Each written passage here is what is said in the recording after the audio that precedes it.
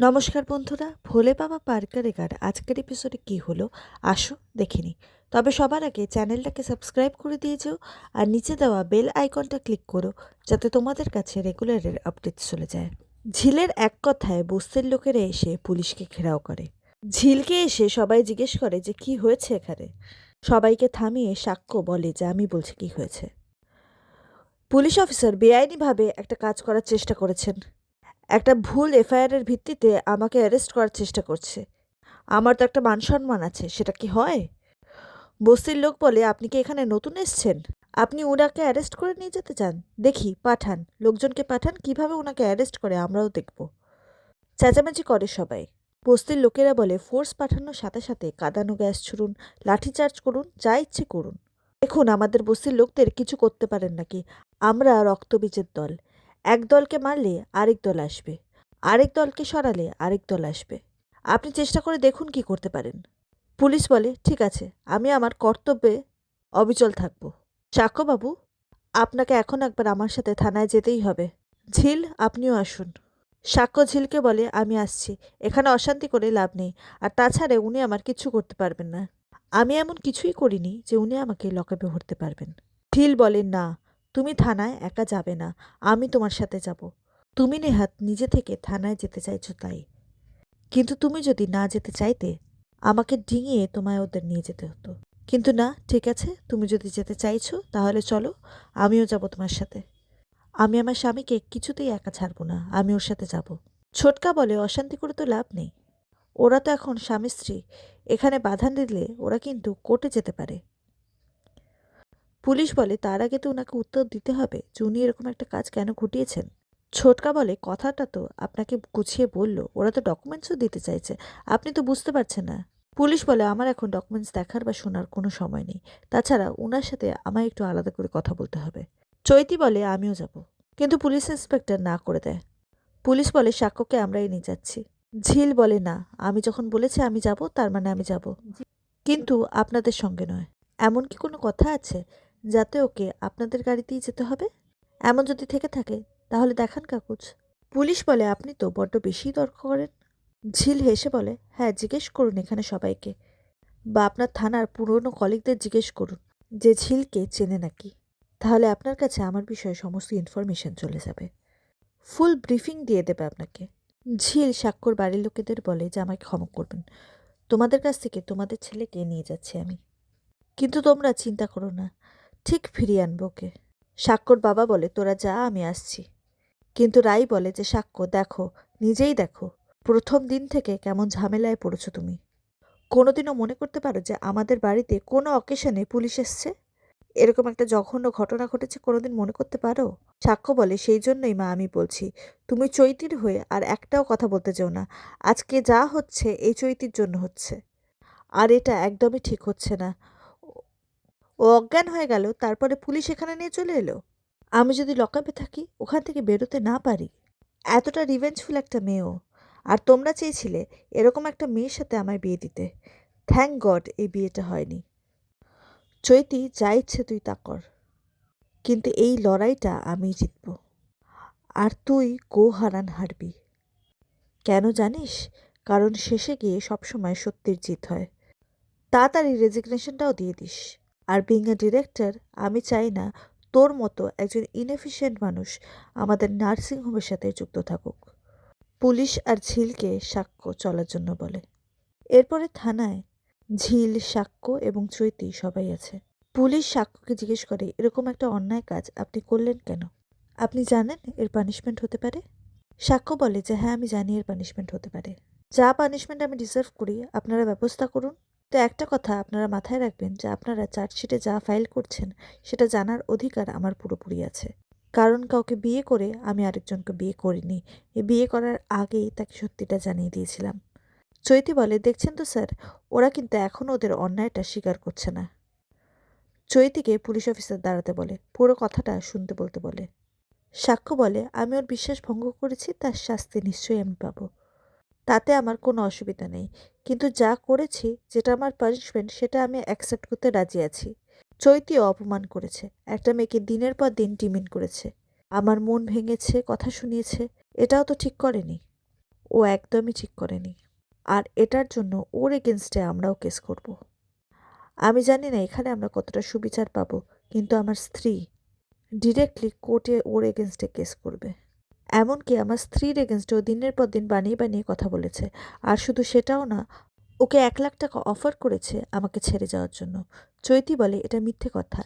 ঝিল বলে একদম না, এটাই সত্যি। সাক্ষ্য বলে হ্যাঁ চেয়েছিল, কিন্তু আমার বাড়ির লোকজন এই পুরো ম্যাটারটাকে পুলিশ স্টেশনে নিয়ে আসেনি, তাই ওদের ব্যাপারে কোনো কথা বলতে যেও না। ঘরে রাই বলে এত বড় আঘাত যখন আমার ছেলে আমাকে দিতে পেরেছে, তখন আমার কাছ থেকেও ওকে আঘাত পেতে হবে। শতরূপা বলে যা হওয়ার সেটা তো হয়েই গেছে। তবে দিদিভাই, তোমাকে আমি একটা কথা বলে রাখছি, সব ওই মেয়েটার দোষ। আগে কিন্তু মেয়েটা যে এরকম সেটা বোঝা যায়নি। রাই বলে আমি অন্যের দোষ কেন দিতে যাব? অন্যের যত দোষই থাক, আমার ছেলে না চাইলে তো সেটা হতো না। আমার ছেলে কি বাচ্চা ছেলে? ও এত বড় সিদ্ধান্ত নিল, আমাদেরকে জানালো না, জানানোর প্রয়োজন বোধ করলো না। ওর জীবনে তাহলে আমাদের অস্তিত্বটা কোথায়? যাক, ও চলে যাক, ওই মেয়েটাকে নিয়ে ও বিদেশ চলে যাক। ছুটি বলে আমি একটা কথা বলছি, কিন্তু শতরূপা আটকে দেয়, বলে তুমি আবার নতুন করে কি বলবে? ছুটি বলে দেখো, দারিদ্রতা কোনো অপরাধ নয়। আমরাও তো মেলামেশা করেছি মেয়েটার সাথে। হ্যাঁ মানছি, ও তোমাদের স্ট্যান্ডার্ডের নয়, তোমাদের বাড়ির আত্মীয় স্বজনেরা নানা কথা বলতেই পারে, কিন্তু বড় বৌদি মেয়েটা কিন্তু একদমই খারাপ নয়। তুমি একটু চেষ্টা করো না, ওকে ভালোবেসে করে পিঠে নাও না। রাই বলে যে কেন, এটা কি একটা নার্সারি স্কুল? একটা মেয়েকে গড়ে পিঠে আমার ছেলের যোগ্য করে তুলতে হবে? আর তাছাড়া আমার ছেলের জন্য যোগ্য একটা মেয়ে তো ছিল, তাকে এভাবে ঠকালো কেন আমার ছেলে? অপরদিকে পুলিশ স্টেশনে চৈতির বাবা জিজ্ঞেস করে আমার মেয়েকে তুমি এরকমভাবে ঠকালে কেন, সে কথার উত্তর দাও। সাক্ষ্য বলে আমার কোনো উপায় ছিল না। বিয়ে হওয়ার পর থেকে ঝিলকে আমি আস্তে আস্তে ভালোবেসে ফেলেছিলাম, কিন্তু আপনার মেয়ে প্ল্যান করে সে চেয়েছে আমাদের যাতে ছাড়াছাড়ি হয়ে যাক। ওই মেয়ে ইন্ধনদাতা ছিল এটার। ঝিলকে সবার সামনে অপমান করেছিল। এরপরে সেখানে সাক্ষ্যর বাবা আসে। চৈতি বলে এখানে তো আমরা দুজনে কথা বলছি, সেখানে আরেকজন তৃতীয় ব্যক্তি থাকার কি কোনো দরকার আছে? তুমি, আমার ছেলে, আমার ছেলের বউ যদি এখানে থাকে, তাহলে তোমার বাবা মা কি করছে এখানে? চৈতির বাবা বলে কই, আমি তো কোনো কথা বলছি না। যা কথা বলার ওরাই তো বলছে। সাক্ষ্যর বাবা বলে ও তাহলে আপনি কথা বলছেন না, ওরে কথা বলছেন? তাহলে আপনারা এখানে দাঁড়িয়ে আছেন কেন? আপনারা দুজনে যান এখান থেকে। আপনারা যদি থাকেন এখানে, আমিও কিন্তু থাকতে পারি, কারণ ছেলে আমার, ছেলের বউ আমার। আমিও এখানে প্রথম থেকে জানি কি করেছে এই মেয়েটি। আপনারা যদি এখানে থাকেন তাহলে আমিও এখানে থাকবো। অফিসারও সাক্ষ্যর বাবাকে বসতে বলে। অপরদিকে রাই বলে দেখো না এখন কি হয়, ওর বাবা যতই ওর সাথে যাক, আমার তো মনে হয় না কিছু হবে বলে। এটা এক ধরনের প্রতারণা। সাক্ষ্য চৈতির সাথে প্রতারণা করেছে, সেটাকে প্রতারণাই বলে। আমি ভাবতেই পারছি না আমার ছেলে এরকম কোনো কাজ করতে পারে। আমার এখন মনে হচ্ছে আমি আমার ছেলেটাকে মানুষই করতে পারলাম না। শতরূপা বলে এরকমভাবে কথা না বলতে। সাক্ষ্য শুধুমাত্র ওই মেয়েটার পাল্লায় পড়েছে, কিন্তু তুমি ভাবো ওই মেয়েটা এই বাড়ির বউ হওয়ার কি যোগ্য?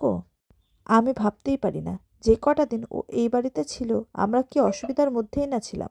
ওই গরিব টরিব এরকম কোনো ব্যাপারই নয়। সুদর্শনা বলে যে মেয়েটা তো দেখতে শুনতেও খারাপ নয়। হ্যাঁ, পড়াশোনা হয়তো একটু কম জানে, মেয়েটাকে অ্যাকসেপ্ট করে নিতে কি আছে? রাই বলে তোমার ছেলের জীবনে এরকম একটা ঘটনা ঘটলে তুমি বুঝতে পারতে। আজ আমার ছেলের ক্ষেত্রে এরকম ঘটেছে বলে তুমি বলতে পারছো। সুদর্শনা বলে আমার নিজের ছেলের ক্ষেত্রে হলেও আমি বলতে পারতাম। প্রত্যেক মানুষ একা আসে একা যায়। জার্নিতে তার সঙ্গে কিছু লোকজন থাকে, কিন্তু তার মানে তো এই নয় যে তারা তার প্রপার্টি। রাই বলে আমি এসব নিয়ে তোমার সাথে তর্ক করতে চাই না। আমার আঘাত আমারই আঘাত, আমি সেটা কাউকে বোঝাতে চাই না। তুমি কি জানো তো সুদর্শনা, তুমি কিছু মনে করো না, কিন্তু প্রত্যেকটা মানুষের একটা নিজের নিজের রকম থাকে। তুমি যেভাবে ভাবতে পারো আমি সেভাবে ভাবতে পারি না। তুমি হয়তো এমন কিছু করতে পারো বা করেছো, সেটা অন্য কেউ করতে পারে না, ভাবতে পারে না, কিন্তু তুমি পারো। তাই আমরাও সবটা পারি না। আমরা সেভাবে ভাবিনি কখনো, তাই পারিনি। সুদর্শনা বলে আমি এমন কি করেছি যেটা তোমরা করতে পারো না? নিজের বাবা মাকে আমি দেখেছি, সেটা কি আমার অপরাধ? সেই জন্য এটা আমার পানিশমেন্ট যে আমার স্বামী আমার সাথে থাকে না, এটা আমার পানিশমেন্ট। পুলিশ স্টেশনের বাইরে ঝিলের বস্তির লোকেরা ধর্ণা দেয়। সাক্ষ্য চ্যাটার্জির হেনস্থা আমরা কেউ মানছি না, মানব না, এই স্লোগান লাগায় সবাই। শুধু বস্তির লোকেরা কেন, স্বাক্ষর বোনেরাও আছে সেখানে। ঝিল বলে, আপনি এখানে নতুন এসেছেন, তাই কিন্তু আপনি জানেন না যে এই বস্তির লোকেদের খ্যাপাতে নেই। আপনি যা ইচ্ছে তাই করতে পারেন, কিন্তু কোনো মিথ্যের সাহায্যে আমাদের ফাঁসানোর চেষ্টা করে তাহলে কিন্তু জনতা আপনাকে ছেড়ে দেবে না। এমন না যে বিয়ের রিচুয়ালসের মাঝখানে উনি বিয়েটা করতে চাননি। বিয়ে শুরু হওয়ার আগেই কিন্তু উনি বিয়েটাকে ক্যান্সেল করেছেন। স্বাক্ষর বাবা বলে, একজন মেয়ের সাথে বিয়ের সম্পর্ক হয় তখনই যখন সিঁদুরদান হয়ে যায়। এই মেয়েটির সাথে কোনো সিঁদুরদান হয়নি, কোনো রেজিস্ট্রেশনও হয়নি। তাহলে আইনি ভাষায় এটা কোনো বেআইনি কাজ নয়। আর একটা মেয়ে বিয়ের আগে থেকেই ছেলেটির সাথে প্রতারণা করছে। ছেলে সেটা বুঝতে পেরে গেছে। সেখানে কিন্তু at any point of time ছেলেটি পিছিয়ে আসতে পারে। এক্ষেত্রেও কারোর কিচ্ছু বলার নেই। অপরদিকে রায় সুদর্শনাকে বলে যে, তোমার স্বামী তোমার সাথে থাকেন এটা ঠিকই বলছো, কিন্তু এটাও তো ঠিক। সে তোমার সাথে, তোমার সন্তানের সাথে, বাবা মার সাথে ঘুরতে বেড়াতে যায়। দার্জিলিংয়ে গিয়েছিলে, সেখানে 7 দিন থেকে এসছো। একে অপরের দায়িত্ব নেব না নেব না করো, কিন্তু তোমাদের মধ্যে দেখা সাক্ষাৎ হয়, তুমি আবার তোমার মা বাবার দায়িত্বও নিতে পারো। সবই তো হচ্ছে, তাতে আমার কোনো আপত্তি নেই। আমি বলছি এসবে কোনো অসুবিধা নেই, কিন্তু যদি ব্যাপারটা তুমি আগে থেকে জানাতে তাহলে পুরো জিনিসটা সলভ হয়ে যেত। তুমি যদি এটা বলে দিতে আগে থেকে যে তুমি তোমার বিয়ের পরে বাপের বাড়ি থাকতে চাও, তুমি যদি বলতে যে তুমি চাও যে ও তোমার বাপের বাড়িতে থাকতো, তাহলে তো এই অসুবিধাটা তোমাদের সম্পর্কে হতোই না। ও কেন নিজের বাবা মাকে ছেড়ে তোমার সাথে থাকতে যাবো বলো? সুদর্শনা বলে, এটাই অ্যাডজাস্টমেন্ট। এটা হাজব্যান্ড ওয়াইফের মধ্যে আন্ডারস্ট্যান্ডিং। সপ্তাহে 5 দিন ওখানে থাকলে আর 2 দিন এখানে থাকলে বাবা মাকে কম ভালোবাসলে তো হতো না। আমার বাবা মার বয়স হয়েছে, ওদের কে দেখবে বলো? শতরূপা বলে, এসব কথা থাক, কথায় কথা বাড়ে। এমনিতেই দিদির মন মেজাজ একদম ভালো নেই। ছুটি বলে, বড় বৌদি তোমায় আমি একটা কথা বলছি, আমার কথা মিলিয়ে নিও। মেয়েটার সাথে একটু ঘর করে দেখো। মেয়েটা কিন্তু খারাপ নয়, ও কিন্তু ভালোবাসতে পারে। ওকে যদি তুমি একটু ভালোবাসো, ও কিন্তু 1000 গুণ তোমায় ভালোবাসবে। অপরদিকে স্বাক্ষর বাবা বলে, আমার ছেলে যা দোষ করেছে তার পানিশমেন্ট নিশ্চয়ই সে পাবে, কিন্তু এই মেয়েটি আমার বৌমাকে যা অপমান করেছে তার শাস্তি ওকে পেতে হবে। সাক্ষ্য বলে যে হ্যাঁ, ঝিল কোর্টে কেস করবে, আর পুলিশ যে কোনো হেল্পে লাগছে না সেই কথাটাও জানাবে। আপনি তো প্রপারলি আমাদের কোনো কথাই শুনছেন না। আমি আপনাকে ডকুমেন্টস দিলাম, ভয়েস নোটস দিলাম, কিন্তু আপনারা তো শুনছেনই না, কোনো তদন্তই করছেন না।